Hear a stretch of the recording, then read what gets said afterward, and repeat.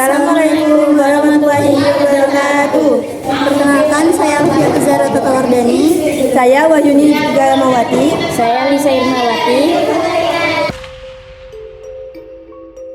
Mari kita mengenal Cut Nyadin, nama lain Ibu Pebu atau Ibu Ratu atau Ibu Suci Sumedang. Tempat tanggal lahir di Lampadang, Kesultanan Aceh, 12 Mei 1848. Dikenal sebagai pahlawan nasional Indonesia, ia wafat pada 6 November 1908 di usia 60 tahun Sumedang.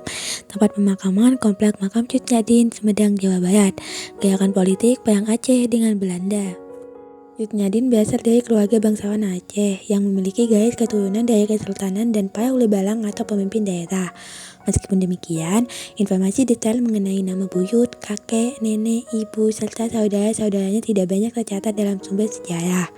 Ayahnya bernama Tengku Nantasetia, seorang uli balang dari wilayah 4 mukim di Aceh Besar.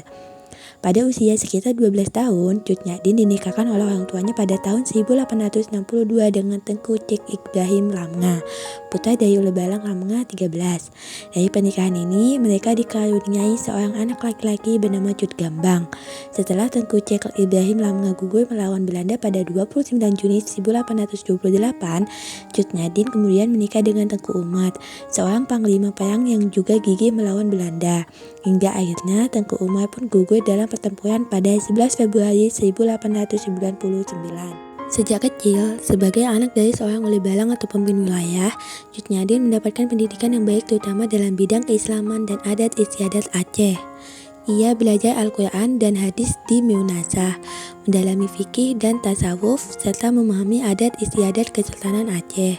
Selain itu, ia diajarkan tata krama, keterampilan kepemimpinan, dan berbicara di depan umum. Tumbuh di tengah konflik melawan Belanda, ia juga belajar strategi perang dari ayah dan suaminya. Ia menguasai taktik gerilya, penggunaan senjata, dan manajemen pasukan. Semua ilmu ini membentuknya menjadi seorang pemimpin perempuan yang berani dan tangguh dalam perjuangan melawan penjajah. Cut Nyadin yaitu pahlawan nasional Indonesia yang dikenal atas keberaniannya memimpin perlawanan terhadap penjajah Belanda di Aceh. Berikut adalah beberapa prestasi utama yang dicapai sepanjang hidupnya. Yang pertama, memimpin perlawanan melawan Belanda. Setelah kehilangan kedua suami, Cut Nyadin melanjutkan perjuangan dengan memimpin pasukan gerilya di hutan-hutan Aceh. Yang kedua, menjadi panglima perang perempuan. Ia menjadi salah satu pemimpin perempuan yang menonjol dalam perang kolonial di Indonesia. Yang ketiga, menginspirasi perlawanan rakyat Aceh. Keberanian, semangat juang, dan ketekatannya menginspirasi rakyat Aceh untuk terus melawan penjajah. Yang keempat, pahlawan nasional Indonesia. Sebagai bentuk penghormatan atas jasanya, pemerintah Indonesia menetapkan sebagai pahlawan nasional Indonesia melalui keputusan Presiden nomor 106 pada tahun 1964. Dan yang terakhir, sebagai simbol perjuangan perempuan Indonesia. Cut Nyadin tidak hanya dikenang sebagai pahlawan perang, tetapi juga sebagai simbol ketangguhan perempuan Indonesia dan perjuangan perempuan Indonesia. Cut Nyadin memulai perjuangannya pada tahun 1873 mendampingi suaminya Tengku Cik Ibrahim Lamnga melawan Belanda. Setelah suaminya gugur pada tahun 1878, ia bersumpah untuk melanjutkan perjuangan. Pada tahun 1880, ia menikah dengan Tengku Umar, seorang panglima perang yang cerdik, dan mereka berjuang bersama hingga Tengku Umar gugur dalam pertempuran di Maulabuh pada tahun 1899. Setelah kehilangan dua suaminya, Cut Nyadin mengambil alih komando pasukan dan memimpin perang gerilya di pedalaman Aceh. Dengan pasukannya, ia terus melawan Belanda di hutan-hutan Aceh.